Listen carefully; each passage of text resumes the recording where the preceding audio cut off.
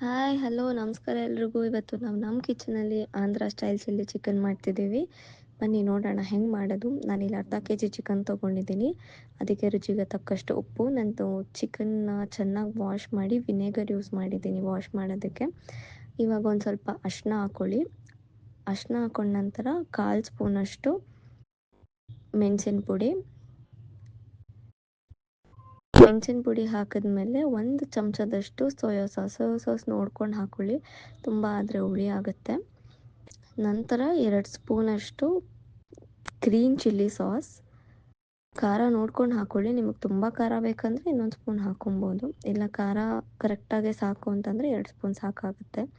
ಆಮೇಲೆ 4 ಹಸಿಮೆಣ್ಸಿನ್ಕಾಯಿ ತೊಗೊಂಡು ಉದ್ದುದ್ದಕ್ಕೆ ಹಚ್ಕೊಂಡಿದ್ದೀನಿ. ಆದಷ್ಟು ಕೈಯಲ್ಲಿ ಕಲ್ಸೋಕ್ಕೆ ಹೋಗಬೇಡಿ, ಸ್ಪೂನ್ ಯೂಸ್ ಮಾಡಿ ಇದನ್ನು ಚೆನ್ನಾಗಿ ಮಿಕ್ಸ್ ಮಾಡಿ ಒಂದು ಅರ್ಧ ಗಂಟೆ ಇದನ್ನು ಮ್ಯಾರಿನೇಟ್ ಮಾಡಿ. ಚೆನ್ನಾಗಿ ನೆನೆಯುತ್ತೆ ಚಿಕನ್ನು, ರುಚಿನೂ ತುಂಬ ಚೆನ್ನಾಗಿರುತ್ತೆ. ಒಂದು ಕುಟಾಣಿಲಿ ನಾನು 5 ಮೆಣಸಿನ್ಕಾಯಿ ತೊಗೊಂಡಿದ್ದೀನಿ. ನೀವೊಂದು ಖಾರ ಜಾಸ್ತಿ ಬೇಕಂದ್ರೆ ಒಂದು 6-7 ತೊಗೊಬೋದು. ಚೆನ್ನಾಗಿ ಕುಟ್ಕೊತಿದ್ದೀನಿ. ಒಂದು ಬಾಣಲಿಲಿ ಒಂದು 4 ಸ್ಪೂನ್ ಎಣ್ಣೆ, 1 ಸ್ಪೂನ್ ತುಪ್ಪ ಸಾಕು, ತುಪ್ಪ ಜಾಸ್ತಿನೂ ಬೇಡ. ನಂತರ ನಾವೇನು ಕುಟ್ಕೊಂಡಿದ್ದೀವಿ ಹಸಿಮೆಣ್ಸಿನ್ಕಾಯಿ ಅದನ್ನು ಹಾಕ್ಕೊಬೇಕು. ಅದನ್ನು ಹಾಕ್ಕೊಂಡು ಚೆನ್ನಾಗೆ ಮೆಣಸಿನ್ಕಾಯಿನ ಫ್ರೈ ಮಾಡಬೇಕು. ಅದು ಫ್ರೈ ಆಗ್ತಿದೆ ಅಂತ ಅಂದಮೇಲೆ ನಾವೇನು ಮಿಕ್ಸ್ ಮಾಡ್ಕೊಂಡಿರ್ತೀವಿ ಚಿಕನ್ ಅದನ್ನು ಹಾಕ್ಕೋಬೇಕು. ಅದನ್ನ ಹಾಕೊಂಡ್ಮೇಲೆ ಚೆನ್ನಾಗೆ ಅದನ್ನು ಬಾಡಿಸಿ, ನಿಮಗೆ ಉಪ್ಪು ಬೇಕಂದರೆ ಇವಾಗಲೇ ನೋಡ್ಕೊಂಡು ಉಪ್ಪು ಹಾಕ್ಕೊಬೋದು. ನಾವು ಆವಾಗಲೇ ರುಚಿಗೆ ತಕ್ಕಷ್ಟು ಎಷ್ಟು ಉಪ್ಪು ಬೇಕೋ ಅಷ್ಟು ಹಾಕ್ಕೊಂಡಿರ್ತೀವಿ. ಸೊ ನೀವು ನೋಡಿಕೊಂಡು ಉಪ್ಪು ಹಾಕ್ಕೊಳ್ಳಿ ಬೇಕಂದರೆ. ಇಲ್ಲ ಇವಾಗ ಚೆನ್ನಾಗಿ ಬೆಂದ ಮೇಲೆ ಒಂದು ಅರ್ಧ ಬೆಂದಿದೆ ಅಂತಂದಾಗ ರುಚಿ ನೋಡಿಕೊಂಡು ಕೂಡ ಉಪ್ಪು ಹಾಕ್ಕೊಬೋದು. ನೀರು ಹಾಕೋಕೆ ಹೋಗಬೇಡಿ, ಅದು ಎಣ್ಣೆಲೆ ಒಂದು ಸ್ವಲ್ಪ ಚೆನ್ನಾಗಿ ಫ್ರೈ ಮಾಡಿ ಮುಚ್ಚಿಬಿಡಿ, ಅದೇ ನೀರು ಬಿಟ್ಕೊಳ್ಳುತ್ತೆ. ನೀರು ಬಿಟ್ಕೊಂಡ್ಮೇಲೆ ಆಟೋಮೆಟಿಕ್ಕಾಗಿ ಅದು ಚೆನ್ನಾಗಿ ಬೇಯುತ್ತೆ.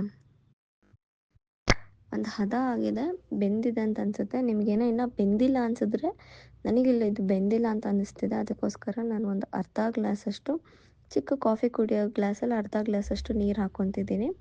ಇದು ಚೆನ್ನಾಗಿ ಬೇಯ್ತಿದೆ. ಇವಾಗ ಒಂದು 5 ನಿಮಿಷ ಮುಚ್ಚಿ ಚೆನ್ನಾಗಿ ಬೇಯಿಸ್ತೀನಿ ಜೋರೂರಿಲಿ. ಅದಾದಮೇಲೆ 1 ಕಪ್ಪಲ್ಲಿ 1 ಸ್ಪೂನು ಕಾರ್ನ್ಫ್ಲೋರ್ ಹಾಕ್ಕೊಂಡು ನೀರು ಹಾಕ್ಕೊಂಡು ಸ್ವಲ್ಪ ಗಟ್ಟಿಗೆ ಕಲಿಸ್ಕೊಂಡು ಅದನ್ನು ಹಾಕ್ಕೊತಿದ್ದೀನಿ. ಯಾವತ್ತಿದ್ರೂ ನಿಮಗೆ ಗ್ರೇವಿ ಜಾಸ್ತಿ ಬೇಕಂದರೆ ನೀರನ್ನ ನೋಡ್ಕೊಳ್ಳಿ, ಅದ್ರ ತಕ್ಕನಾಗೆ ಕಾರ್ನ್ಫ್ಲೋರ್ ಕೂಡ ಹಾಕ್ಕೊಳ್ಳಿ, ಆವಾಗ ತುಂಬ ಚೆನ್ನಾಗಿರುತ್ತೆ ಟೇಸ್ಟು. ಕೆಲವು ಸತಿ ತುಂಬ ನೀರು ಆಗಿಬಿಡುತ್ತೆ, ಕಾರ್ನ್ಫ್ಲೋರ್ ಕಮ್ಮಿ ಆಗಿಬಿಡುತ್ತೆ, ಆಮೇಲೆ ಮತ್ತೆ ಅದನ್ನು ಅಡ್ಜಸ್ಟ್ ಮಾಡೋಕ್ಕಾಗಲ್ಲ. ಒಂದು ಸತಿ ಕಾರ್ನ್ಫ್ಲೋರ್ ಹಾಕಿದ್ಮೇಲೆ ಅದೊಂದು ಒಳ್ಳೆ ಹದಕ್ಕೆ ಬರುತ್ತೆ, ರುಚಿನೂ ತುಂಬ ಚೆನ್ನಾಗಿರುತ್ತೆ. ನೋಡಿಕೊಂಡು ಇದನ್ನು ಒಂದು ಸತಿ ಟ್ರೈ ಮಾಡಿ ನನಗೆ ಹೇಳಿ ಹೆಂಗಿತ್ತು ಅಂತ.